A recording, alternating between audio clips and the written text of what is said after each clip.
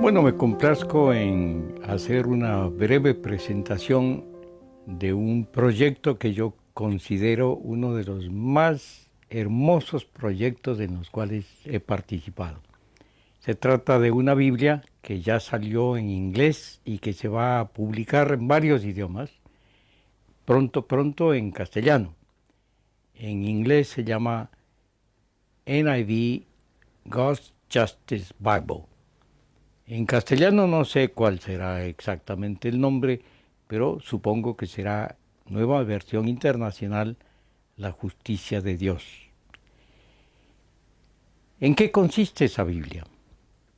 Bueno, primero déjenme aclarar que yo creo que una de las faltas que ha habido en el mundo evangélico en general es la comprensión de la justicia de Dios como uno de los énfasis centrales de la Escritura. Nosotros decimos con mucha frecuencia y con razón, Dios es amor, Dios es amor. Es, digamos, la definición más corta y una definición que expresa la profundidad de un concepto que no podemos desligar de Dios. Dios es amor. Pero no agota la enseñanza bíblica. En el Antiguo Testamento, en más de una oportunidad se dice, Dios es justo y ama la justicia. Dios es justo y ama la justicia. Hace unos años conocí a un misionero reformado que trabajó en la Argentina por varios años. Nos hicimos muy amigos. Él era de origen holandés, aunque era ciudadano estadounidense. Él había hecho un doctorado en Ámsterdam, en la Universidad Libre de Ámsterdam, una universidad evangélica. Él escribió 2 artículos, pero en más de una ocasión, en conversación personal, repitió el tema de esos artículos. Él me dijo a mí, ¿sabes, René? Yo no comprendí el énfasis central del mensaje bíblico en cuanto a la justicia de Dios hasta que aprendí castellano. ¿Cómo? Sí. Cuando leí la Biblia en castellano, me di cuenta de la frecuencia con que se usaba la palabra justicia, justicia, justicia, justicia, justicia. En la Biblia en inglés, la palabra justicia no aparece con mucha frecuencia. Aparece no la palabra justice, sino la palabra righteousness, es decir, rectitud, rectitud, rectitud. En la primera Biblia completa que se produjo en castellano, la que con el tiempo llegó a ser Reina Valera. Bueno, la traducción que salió en 1569 la hizo Casiodoro de Reina, en el convento de San Jerónimo. Se publicó en Basilea, porque en España no era posible publicarla. Y yo leí cuando joven un librito sobre Enzo. Enzo era un contrabandista de Biblias. Y bueno, importaba Biblias de Suiza a España en barriles con un doble piso. Entonces, en la parte superior y en la parte inferior había vino y en el medio Biblias. El contrabandista de Biblias. Él la llevaba a Sevilla y en Sevilla surgió la primera iglesia evangélica. Esa Biblia fue, digamos, revisada por Valera, Cipriano de Valera, y se publicó en 1602. nosotros podemos dar gracias a Dios que la Biblia en castellano, que con el tiempo se constituyó en la Biblia oficial de las iglesias evangélicas, se produjo antes de King James. King James salió en 1611.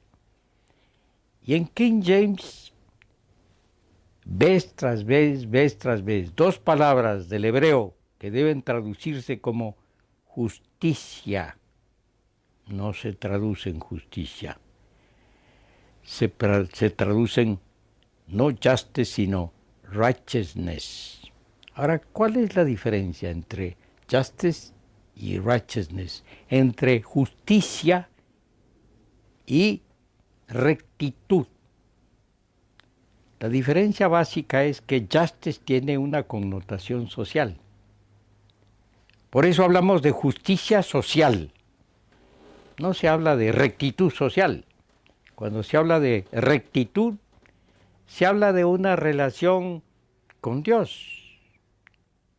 Somos rectos delante de Dios, pero se pierde la dimensión social.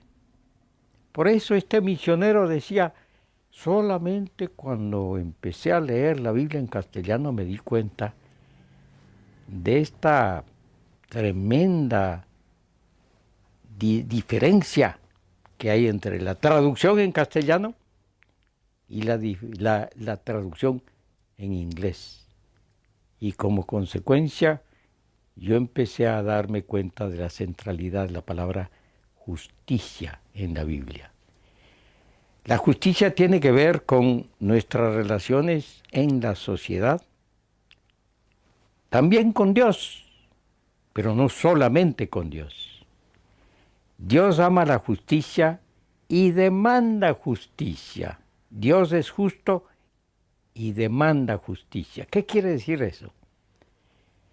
Quiere decir que todo ser humano está destinado a recibir lo que le corresponde según el propósito de Dios. Y lo que le corresponde no es solamente relación con Dios, es también relación con el prójimo y relación con la creación de Dios. Y ahí está un gran problema para quienes solo leen la Biblia en inglés y tienen un evangelio muy individualista, muy individualista. Ahora el individualismo se acentuó con el iluminismo, el siglo de las luces. Y entonces pensamos en términos de nuestra relación con Dios y la salvación del alma. Y olvidamos de la dimensión de justicia en la sociedad. Dios es justo y ama la justicia y espera la práctica de la justicia en la sociedad.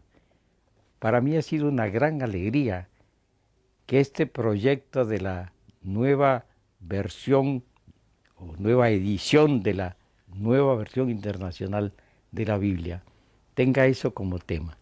Hubo una participación de muchos autores, no sé cuántos, pero de muchos lugares del mundo. De América Latina hay varios. Yo tuve el privilegio de ser uno de los autores. A mí se me pidió que escribiera sobre 2 Corintios. En cada comentario, en cada caso, hay una introducción al libro, luego hay notas de estudio sobre cada cosa o cada texto relacionado con el tema de la justicia. Cada texto se comenta. Y luego hay una oración, se termina con una oración y con preguntas para que la gente que lea la Biblia reflexione sobre este tema. Para mí fue una gran alegría saber que se estaba trabajando en esta Biblia. Una Biblia que redescubre el mensaje bíblico sobre un tema central en las Escrituras. Ahora reconoceremos que Dios no solamente es amor, Dios es también un Dios justo que ama la justicia. Y obviamente porque ama la justicia, quiere que en la sociedad reine la justicia. Y nosotros, quienes somos seguidores de Jesucristo, estamos llamados a practicar la justicia, preocuparnos por la gente más necesitada. Y las necesidades humanas no son solamente espirituales, Nadie puede decir ahora que conozco a Dios, ya no necesito comer, ya no necesito techo, ya no necesito abrigo, ya no necesito agua potable, ya no necesito relaciones sociales. No se puede decir eso. Dios quiere shalom, plenitud de vida. Y plenitud de vida solo es posible cuando se satisfacen todas las necesidades humanas básicas. Dios quiere eso.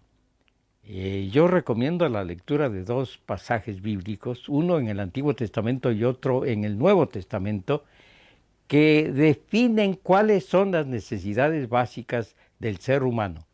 Isaías capítulo 58, Mateo capítulo 25, en lo que se llama el juicio de las naciones.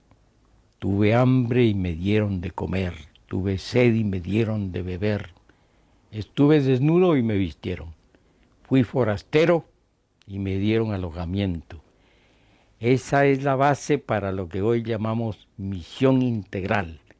Y en América Latina, gracias a Dios, ha habido un crecimiento fabuloso de iglesias que no solamente predican el Evangelio, sino que tratan de ver cómo ponerlo en práctica.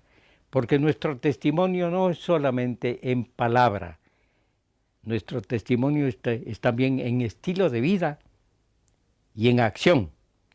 Yo quiero leer la oración con la cual yo concluí mi propio comentario sobre Segunda Corintios, que para mí fue toda una experiencia muy rica. La palabra gracia, que significa amor inmerecido, aparece 10 veces en esta carta, 10 veces, y habla de la gracia de Dios y la gracia que Dios quiere que nosotros pongamos a funcionar, es decir, el amor inmerecido, preocupándonos por las preocupaciones de quienes no tienen satisfechas sus necesidades. La carta segunda a los Corintios se escribió en un contexto en el cual el apóstol estaba preocupado por una gran colecta para ayudar a los pobres en Jerusalén que estaban padeciendo como consecuencia de una hambruna en tiempos del emperador Claudio. Y bueno, los argumentos que usa Pablo ahí son realmente admirables, pero la oración es más o menos un resumen de todo lo que yo digo en el comentario. Nuestro Padre lleno de compasión, te agradecemos por el don indescriptible que nos has dado en tu Hijo Jesucristo, por medio de quien, por tu amor inmerecido, nos has dado todas las cosas. Llénanos de tu amor y libéranos del materialismo que nos rodea en la sociedad de consumo dominada por el dinero en que vivimos. Haznos mayordomos fieles de tu creación y capacítanos para recibir las posesiones materiales como dones de tu amor inmerecido, dones que no son para acumularlos por nuestro propio interés, sino para compartir con los demás. Danos una verdadera hambre y sed de justicia. Y ahora guía nuestros ojos para ver la situación de quienes padecen necesidades humanas básicas. Por el poder de tu Espíritu, permítenos ser señales de la nueva creación que tú has comenzado por medio de Jesucristo. A lo largo de todo este libro o la carta del apóstol Pablo, él tiene preocupación por la manifestación de la gracia de Dios, pero cuando llega al capítulo 8 y 9, ahí muestra que detrás de nuestra preocupación por la justicia está el amor inmerecido que hemos recibido de Dios y que debemos manifestar en nuestras relaciones sociales. Para mí es un gran logro el que